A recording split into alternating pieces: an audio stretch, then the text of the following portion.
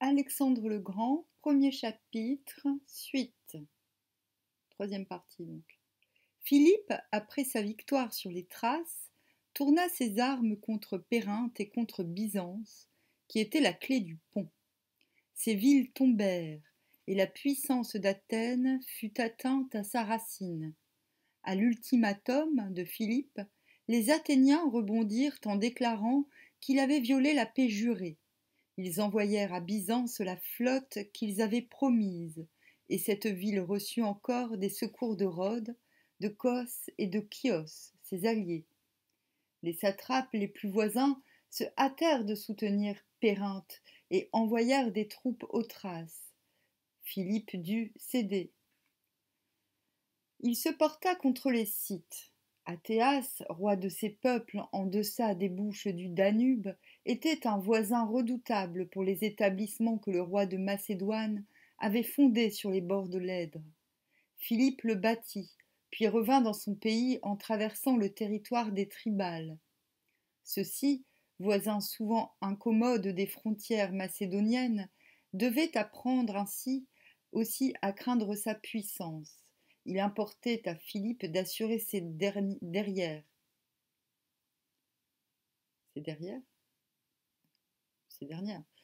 Pour pouvoir porter à Athènes le coup décisif. Euh, bon, là, soit il fait la guerre aux Scythes, mais c'est justement la complicité qu'il avait avec le peuple scythe qui lui permit, parce que les Scythes étaient les éleveurs de chevaux, ils avaient les plus beaux chevaux, euh, et c'est une des raisons de l'expansion de Philippe et de la Macédoine. Mais bon, voilà, il dit qu'il se porte contre les Scythes, mais je pense que la Macédoine, enfin il me semble que la Macédoine et les Scythes sont très liés et très complices. Ils ont des, ils sont dans un principe de bon procédé depuis longtemps. Enfin voilà, je tiens quand même à le préciser, hein. Les Athéniens lui en offrirent eux-mêmes l'occasion. Ils venaient de renouveler dans le temple de Delphes l'offrande qu'ils avaient faite jadis pour la bataille de Platée, et ils y avaient mis cette inscription. Provenant du butin enlevé aux Perses et aux Béotiens réunis pour combattre les Hellènes. Les Locriens d'Amphissa, à l'instigation des Thébains, élevèrent des plaintes à ce sujet dans l'assemblée des Amphictyons. Ils demandaient une forte amende. L'ambassadeur attique, Échine, leur répondit par le reproche d'avoir labouré le sol consacré de Delphes, et il échauffa tellement les membres de l'assemblée qu'ils décidèrent de châtier incontinent ces violateurs du temple. Mais les paysans d'Amphissa repoussèrent les Amphictyons et les habitants de Delphes qui les avaient accompagnés. Après un tel outrage, on résolut de réunir une assemblée extraordinaire des Amphictyons, chargée de prendre les mesures nécessaires pour punir ce forfait. Les députés d'Athènes et de Thèbes ne vinrent pas. Ceux de Sparte étaient exclus depuis l'issue de la guerre sacrée. Les envoyés qui parurent à l'assemblée résolurent une expédition sacrée contre Amphissa et en chargèrent les populations voisines. Cette expédition n'eut que peu de succès, et les habitants d'Amphissa persévérèrent dans leur insolence. L'assemblée suivante, automne 339, confia à Philippe le châtiment des profanateurs et l'hégémonie de la guerre sainte. Il se hâta de marcher, mais il avait encore un autre but que celui de châtier les paysans d'Amphissa. Athènes avait renouvelé la guerre contre lui et l'avait contraint de céder devant Byzance et devant Périnthe. L'expédition entreprise pour venger le dieu de Delphes lui fournissait l'occasion de rapprocher ses forces des frontières attiques et de continuer la guerre sur un terrain où la puissance maritime des Athéniens ne pouvait leur servir. C'étaient eux-mêmes qui avaient soulevé la querelle avec Amphissa. Il leur était donc impossible de s'élever contre celui qui venait pour la diriger sans révéler aux yeux de tous leurs torts et les contradictions de leur politique. Philippe pouvait compter sur Thèbes qui, surtout depuis la guerre contre les Phocidiens, exaspéré contre Athènes et obligé à la reconnaissance envers les armes macédoniennes qui l'avaient sauvé, était rivé à sa cause par une alliance. De plus, il avait concédé aux Thessaliens Nicéa, située à l'entrée méridionale des Thermopyles, et par cette ville le chemin vers le sud lui était ouvert. D'Héraclée, à l'entrée septentrionale des Thermopyles, il envoya en avant une partie de son armée par le défilé de la Doride, qui est la voie la plus directe pour se rendre à Amphissa. Puis, avec la partie la plus considérable de ses forces, il s'achemina par Nisaea à travers le défilé qui descend vers Élatée, située dans la partie haute de la vallée phocidienne du Céphise. À la fin de l'automne 339, il était à Élatée et s'y retranchait. Devant lui s'étendaient les frontières ouvertes de la Béotie et les routes de l'Attique. Derrière lui, il avait les défilés qui assuraient ses communications avec la Thessalie et la Macédoine. Philippe envoya des ambassadeurs à Thèbes. Il offrait à la ville, si elle faisait campagne avec lui contre Athènes, une part au butin et une extension de territoire. Au cas où elle ne pourrait pas prendre part à la lutte, il demandait du moins le passage libre. Mais en même temps arrivaient à Thèbes des ambassadeurs athéniens, et, malgré tout ce qui s'était passé depuis 20 ans, le zèle de Démosthène parvenait à conclure une ligue entre Thèbes et Athènes. Thèbes envoya un corps de mercenaires au secours des Locriens d'Amphissa, tandis qu'Athènes leur cédait 10 000 hommes qu'elle avait enrôlés. Puis les deux villes appelèrent aux armes les Phocidiens bannis, les conviant à rentrer dans leur patrie, et les aidèrent à fortifier quelques-unes des places les plus importantes du pays. Mais les Macédoniens s'avancèrent sur l'Amphissa et battirent les troupes mercenaires de l'ennemi. Amphissa fut détruite. Athènes et Thèbes se préparèrent avec une ardeur sans égale à s'opposer à la suprématie de Philippe en Phocide.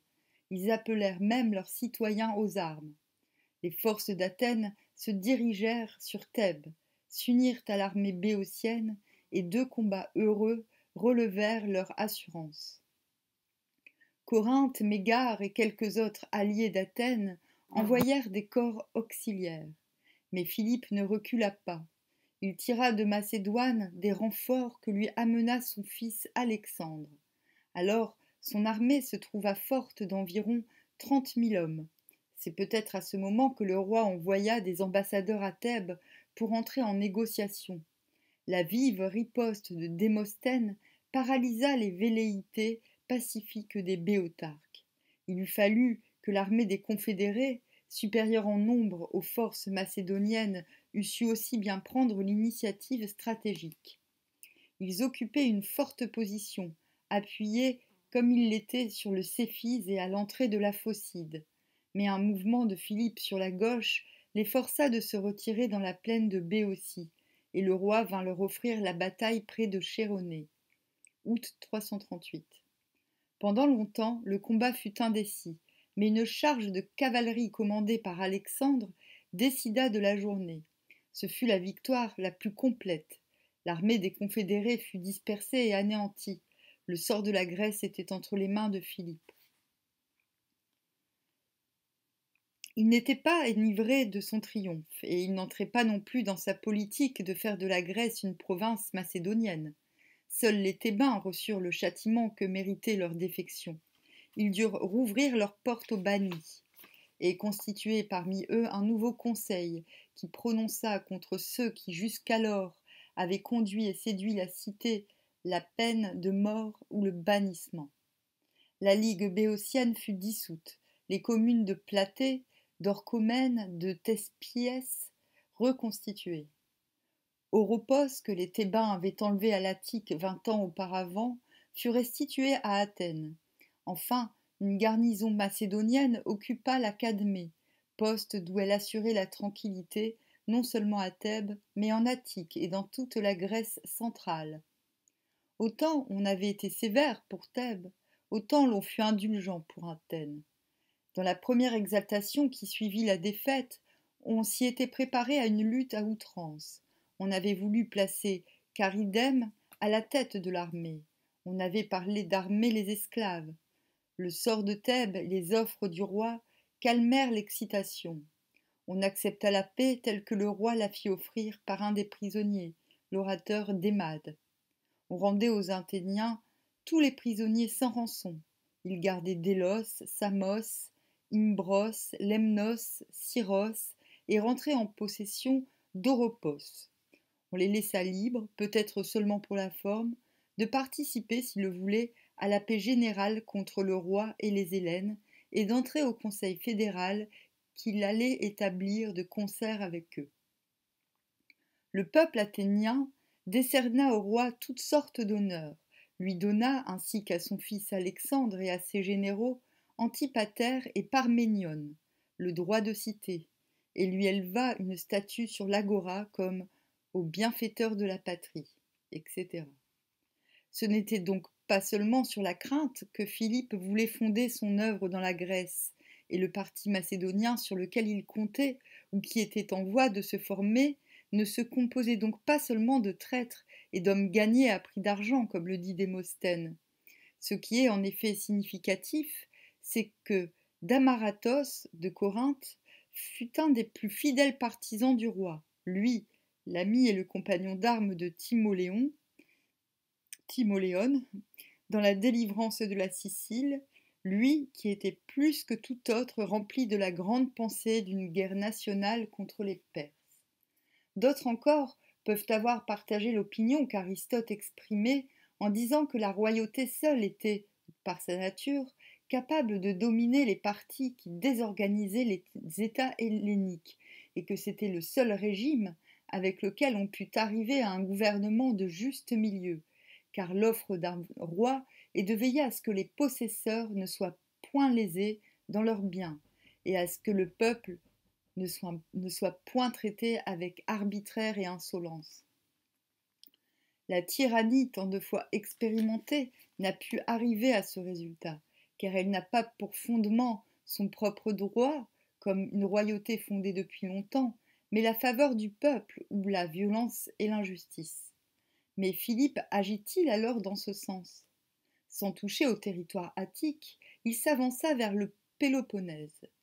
Mégare, Corinthe, Épidore et quelques autres villes avaient pensé à se défendre derrière leurs murailles, mais elles demandèrent la paix, et le roi l'accorda séparément à chacune d'elles. Il imposa cependant aux Corinthiens la condition de recevoir une garnison macédonienne dans l'Acrocorinthe. Puis il continua sa route à travers le Péloponnèse et conclut partout des traités de paix semblables, en donnant ordre d'envoyer à Corinthe des plénipotentiaires pour la conclusion de la paix générale. Oh mince, il y a la machine! Sparte seule refusa les propositions du roi. Philippe traversa le territoire laconien jusqu'à la mer, puis, d'après la sentence d'un tribunal arbitral composé de tous les Hellènes, il traça les frontières de Sparte du côté d'Argos, de Thégée, de Mégalopolis et de la Messénie, de telle manière que les défilés les plus importants fussent aux mains de ceux que l'anéantissement de cette cité, objet de leur haine, devait délivrer de tout souci dans l'avenir. Déjà tous les envoyés des États helléniques, Sparte exceptée, se trouvaient réunis à Corinthe. On y conclut une paix générale et un traité d'alliance, peut-être sur les bases d'un projet proposé par Philippe, mais à coup sûr pas sous la forme d'un ordre macédonien.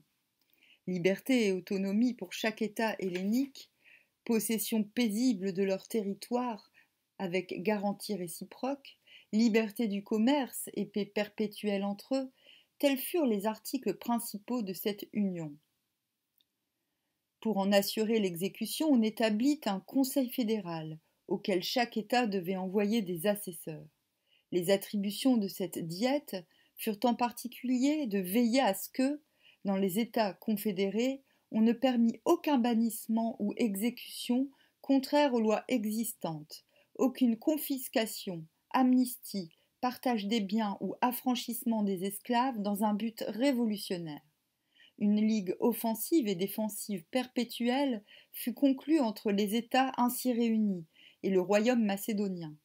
Aucun Hellène ne devait servir contre le roi, ni prêter secours à ses ennemis, sous peine de bannissement et de confiscation de tous ses biens. Le Conseil des Amphictyons devait connaître des transgressions du traité d'alliance. Enfin, comme conclusion du tout, la guerre contre les Perses fut décidée.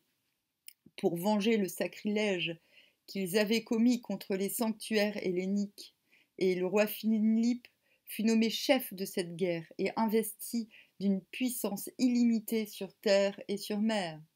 Bravo Philippe. Philippe, qui signifie celui qui aime le cheval, Philippe retourna en Macédoine pour préparer la guerre nationale qu'il pensait pouvoir commencer au printemps prochain. Les secours que les satrapes avaient envoyés en Thrace lui fournissaient un motif de guerre contre le grand roi. Chose remarquable, ce fut dans ce même temps que la Sicile fut régénérée d'une façon tout opposée.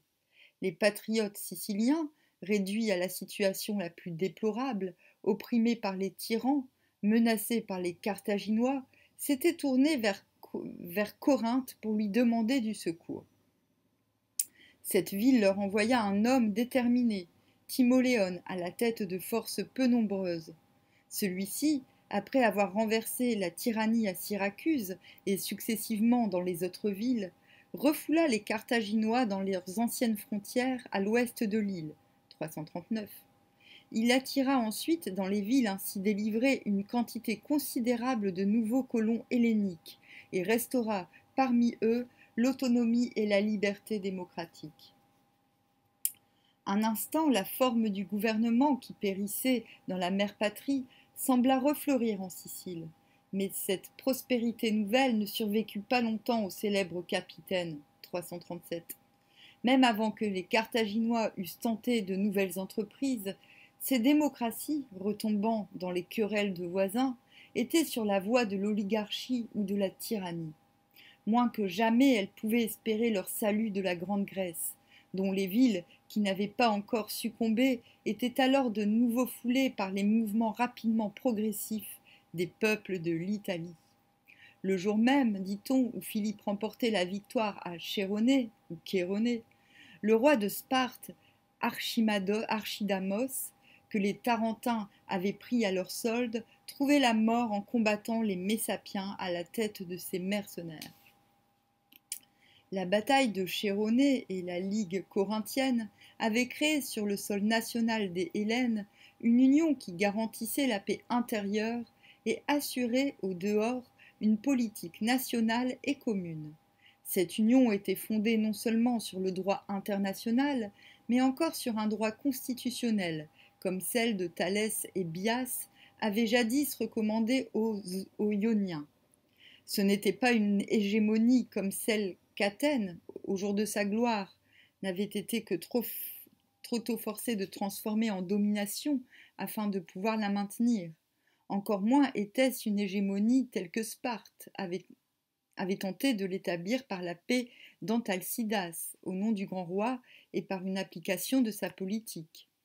C'était une constitution fédérale avec un conseil et un tribunal organisés ayant juridiction sur les États alliés, lesquels conservaient leur autonomie communale avec une paix durable, la liberté du commerce entre eux, la garantie de tout pour chacun. Constitution réglée de telle façon en vue de la guerre décidée contre les Perses, que l'essentiel de la puissance militaire et de la politique extérieure de chaque État se trouvait confié, en vertu du serment fédéral, au roi de Macédoine déclaré chef de la Ligue.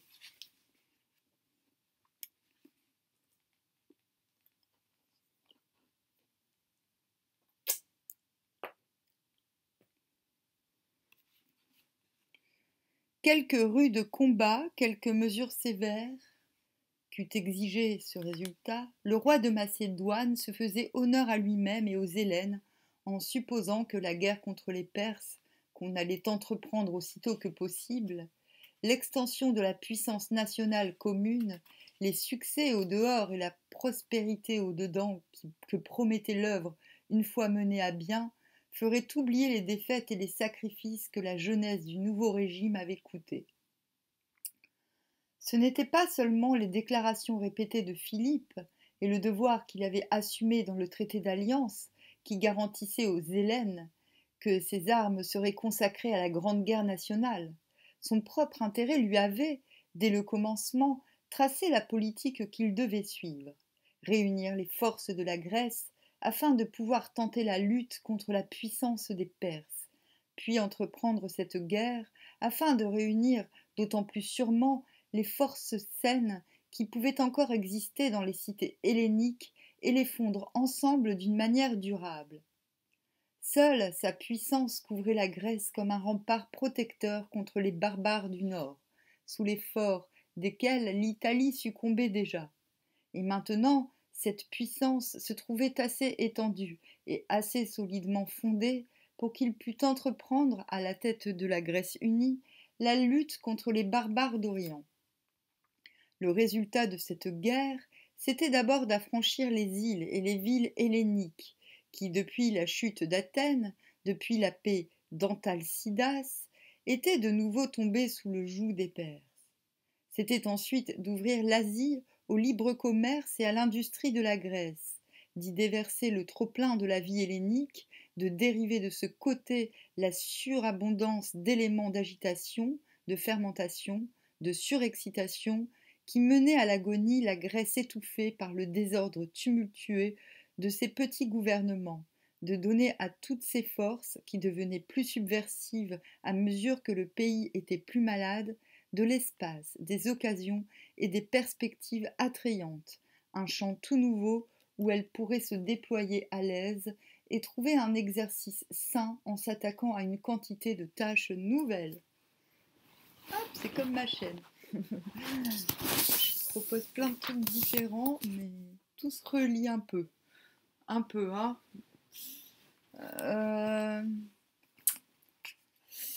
Mais là, pendant que je lis, je pense, j'hésite à faire des cours de grec. Mais je vais le faire. Le commerce avec toutes les nations, la masse des exilés, les mercenaires, les courtisanes, les lumières même de la civilisation, avaient développé parmi les Hellènes, à côté de leur particularisme opiniâtre, un esprit cosmopolite. Pour que cet esprit ne détruisît pas inutilement ce qui restait encore de stable parmi les institutions nationales, il fallait lui trouver, dans une activité régularisée et des effets prévus, un mode d'action qui correspondit à sa nature. L'expédition contre l'Asie atteignait ce but. Si du côté de l'Europe tout était préparé pour une résolution définitive, du côté de l'Asie, l'immense empire des Perses avait également atteint le moment où il avait épuisé les éléments de puissance qui avaient été la source de ses succès. Il ne semblait plus se soutenir que par la force inerte du fait accompli.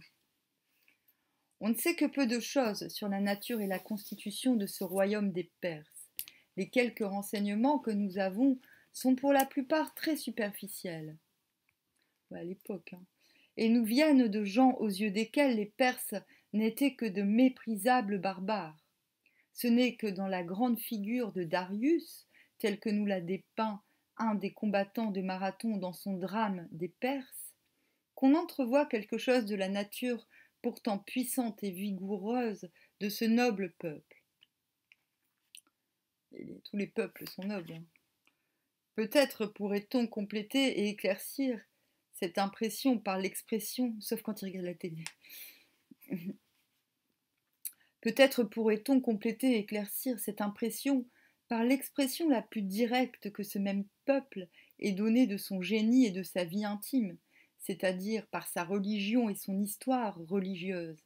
Elle témoigne de la haute force morale avec laquelle les Perses entrent dans l'histoire, en comparaison des autres peuples, de l'idée sérieuse et solennelle qu'ils avaient du but assigné à la vie de l'individu et de la nation.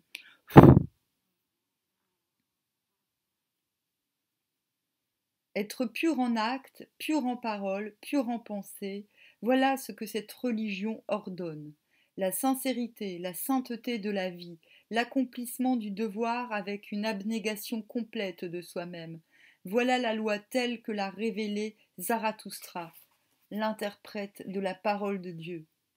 Dans les légendes de Jemshild et Gustasp et des combats contre Touran, les exemples symboliques de ce que la vie réelle doit rechercher ou éviter enseignent tout autre chose que les Hellènes dans leurs chants sur Troie, sur Thèbes et les Argonautes. Dans la plus haute antiquité, des hordes sauvages parcouraient en tous sens les plaines élevées qui s'étendent depuis d'Emawend jusqu'au Sindh.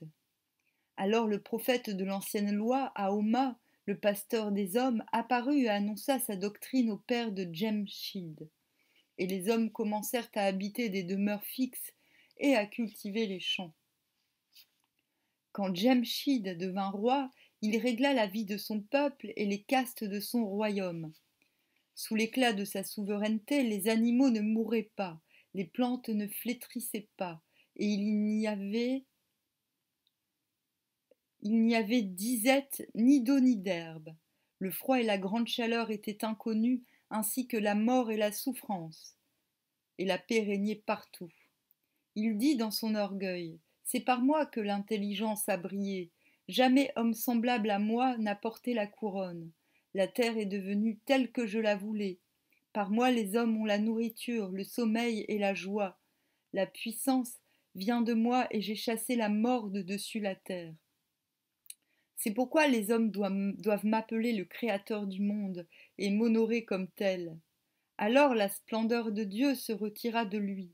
Le funeste Zohak l'assaillit, le renversa et inaugura sa domination terrible.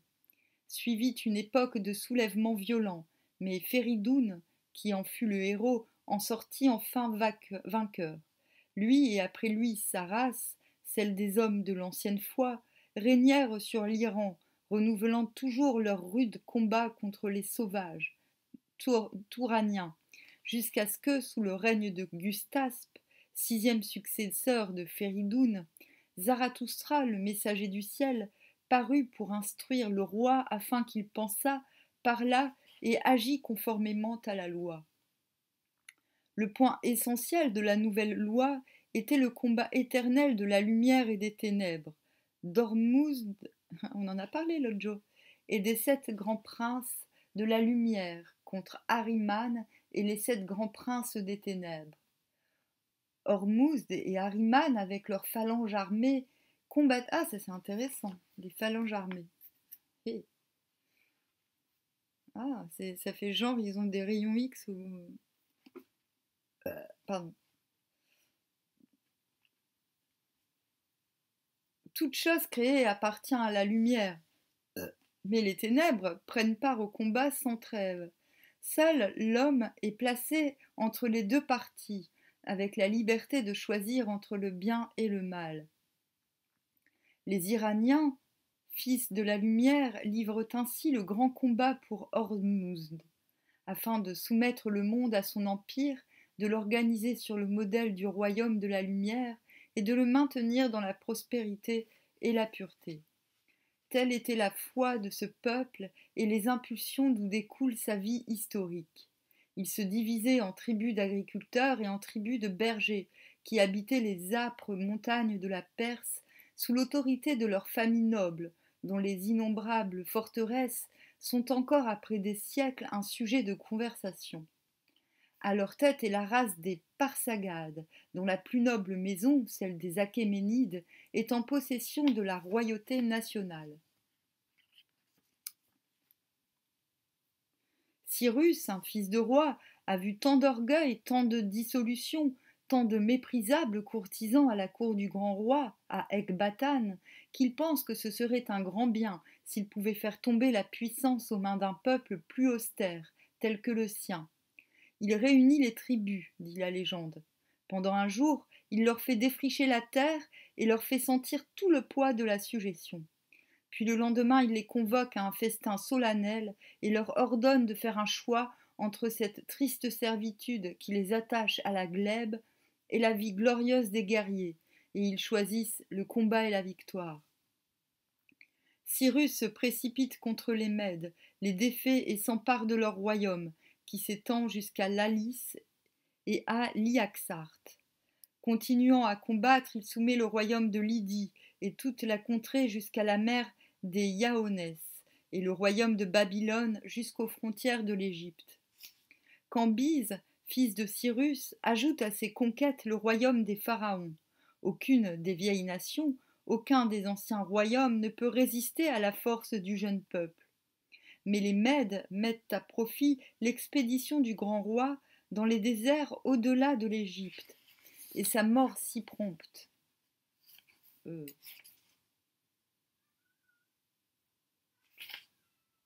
Leurs prêtres, les mages, choisissent un d'entre eux pour grand roi, en le faisant passer pour le plus jeune fils de Cyrus.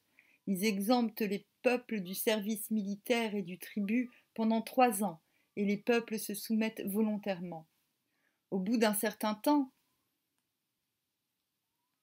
Darius l'Achéménide se soulève avec les chefs des 6 autres tribus. Il massacre le mage et ses principaux partisans. J'ai restauré la puissance qui avait été arrachée à notre race, dit une inscription de Darius. J'ai rétabli les sanctuaires et le culte de celui qui est le protecteur du royaume. J'ai recouvré par la grâce d'Ormuzd ce qui nous avait été enlevé, et je rends heureux le royaume, la Perse, la Médie et les autres provinces, tel qu'il était jadis. Ah, je suis obligée de m'arrêter parce que il y a les chats errants qui demandent à manger et je vais leur donner des croquettes.